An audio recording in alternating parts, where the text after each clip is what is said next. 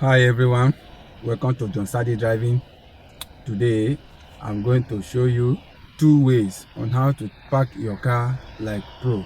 It is not good to park your car on transmission or gear.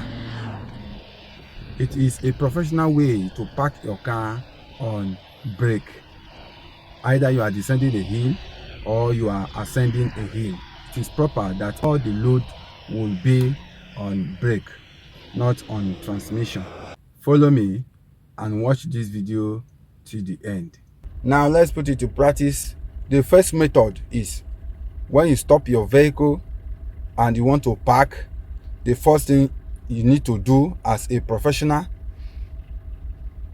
you shift your gear to neutral. Then you bring your handbrake up. Release your leg from the brake, you confirm it.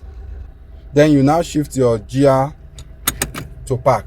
This shows that all the load are on brake, not on transmission, not on gear. That is number one method. Then when you discover that this is a long process for you, there's another method you will do, of which is when you stop your car, like I say, you release your handbrake up. Then when the handbrake is up, when you are sure that your handbrake is up, then you shift your gear to park. Then release your leg from the brake to show and to confirm. First, release your handbrake up.